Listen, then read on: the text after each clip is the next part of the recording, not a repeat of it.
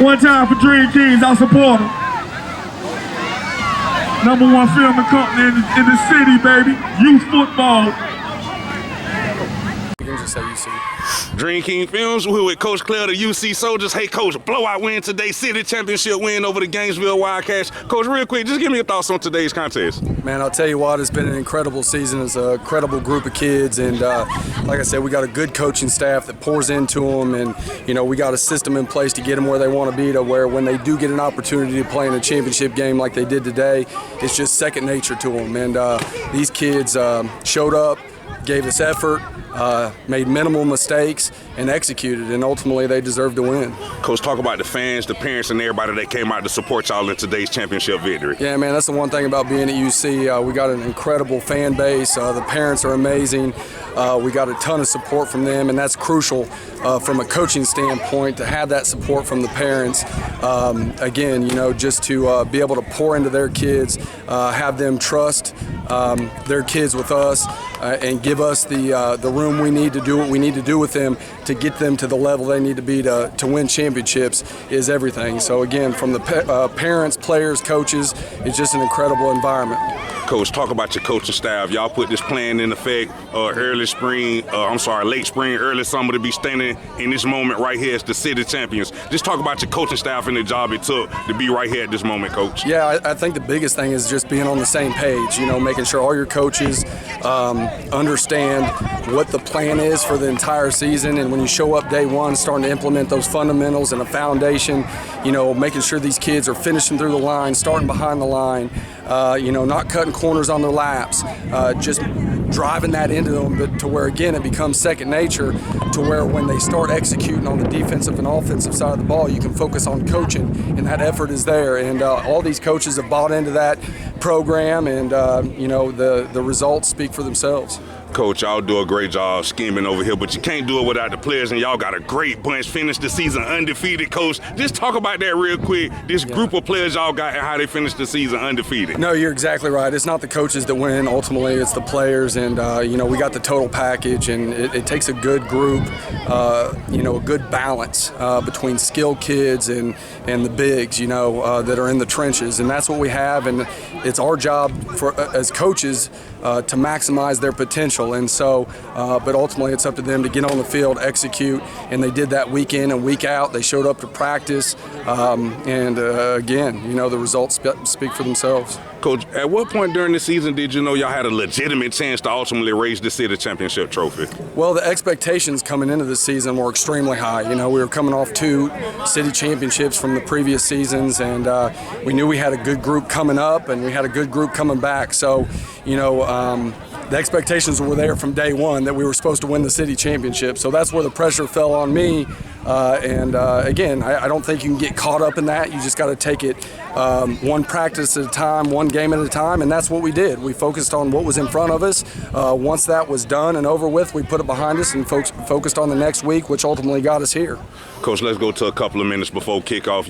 You gave an excellent pregame speech. It gave me chills, Coach. Just talk about that pregame speech you delivered to your team. Yeah, well, it's got to be genuine. It's got to be sincere, and you know, these kids need enthusiasm. They need to feel that, and again, that's what I bring to the table. Is, hey, we're pouring into you. We're giving you everything we got, and we expect the same in return. And we're not going to settle for anything less than your best. And make sure they go out, play with a clear mind. Don't worry about mistakes. We need effort. And again, not just saying it, but implementing that from the coaches. That way they can just go out there and play and be kids. I mean, they're 7 and 8 years old. You know, these aren't varsity kids. These aren't middle school kids. And it's important for them to just be able to go out there and play football. And that was the message. Coach, Gainesville, they got a ton of athletes, and they jumped on the scoreboard first with a huge run. Coach, take us to that moment. Well, what happened on that play, Coach? Well, Cameron, who is our safety, he got hurt on the offensive side. He predominantly plays defense, and I saw they were running between the tackles some. They were trying to get outside, but they started trying to run between the tackles. And, you know, we had another safety come in, and he just over-pursued it. You know, they hit the right play on us. They blocked us. We hadn't been scored on all season. Except for that first game and double overtime against DV Dolphins, you know, and so I told the kids before the game, I don't care if they score on us first, we're going to put it behind us and we'll go get it back. Our offense is capable of doing that, and so we didn't let that affect us, you know. And that's what you always worry about when you have a defense like you have, to where nobody usually scores on you. How do they respond when they score? And so they hit that one play. And I told Justin, just give me one touchdown and a 2-point conversion or 2 touchdowns. And again, it's trusting your offensive coordinator as a head coach to do their job. It's easy for people to be on the sideline. You need to do this, you need to do that, but you got to be able to trust your other coaches, and that's what we do. And like I said, it's not all me. It's just taking the plan that I've put in place and letting the other coaches execute. And like I said, they popped one. We regrouped and saw how we responded. Coach, Aiden Joseph, your quarterback, number 1, he snapped in today's game, 4 total touchdowns, as well as several 2-point conversions. Just talk about his play in today's game, Coach. Yeah, Aiden Joseph is he's an incredible athlete, and that's reinforced with his mental presence and his mental toughness. At the beginning of the season, he's a basketball and a football kid, and we were really working on getting him to where he needed to be physically and mentally. And through this season, he's grown tremendously, and he showed out today. We told him, you got to take this game over, and that's exactly what he did. He was getting outside. He was seeing the field.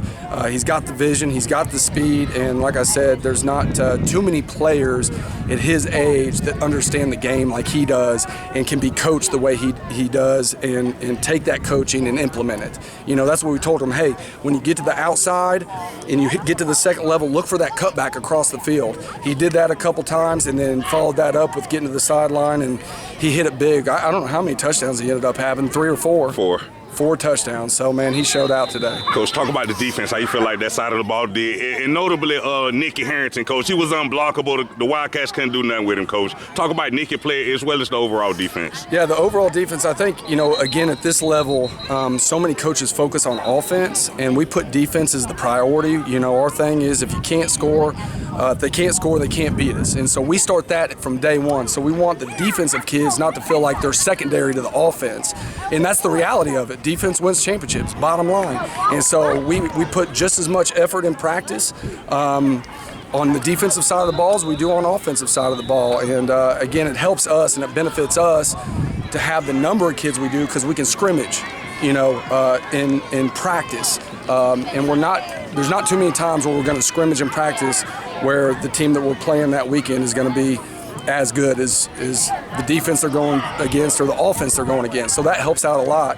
And so Nicky Harrington, at the beginning of the season, he was one kid we were trying to figure out where he fit in best. We started him at D-line, we started him at linebacker inside, and just didn't feel like that was the right fit. So we ended up moving to that outside backer to where he had a little bit more freedom to be able to come downhill instead of playing side to side. And that was his niche about halfway through, and he showed out today. Yes, sir, Coach. We got about 60 seconds left. Reed Bass, he loved, but he played like 3 times the size, Coach. He made a ton of plays out here on both sides of the ball. Talk about your playmaker and his contribution. Again, Reed's one of those kids who can do it all. His football IQ is above average. He was able to lead us as a 7-year-old last year to a 8U championship at quarterback. So, that says a lot about him. So he's got experience. The way our system's set up is to where, the older kids are the leaders. They're the ones that typically play both sides of the ball. Reed's been doing it, since last year for 2 seasons. He's got incredible hands. He's got good vision, high football IQ. So he's one of those kids you can always count on. Yes, sir. Coach, give me your final thoughts on today's city championship win. Man, it's just, again, it's about the kids. Bottom line, it's not about us coaches. It's not about the parents. And it's tough to get to a championship game, no matter who you got, or, it's a long season. And again, I think that for these kids to be able to go out here and win year after year, it helps with that supreme confidence. We preach on and off the field. We reward these kids and give them recognition for the stuff they do in the classroom, in the home. And football's more than just a game. That's bottom line. I don't care what you say. It's more than a game, and it's up to us coaches to make it more than a game. And these kids deserve it. Coach, thanks for talking with me. Good luck to y'all future. All right, appreciate it. Appreciate you, Coach. One time for Dream Kings, our supporter. #1 filming company in the city, baby. Youth football.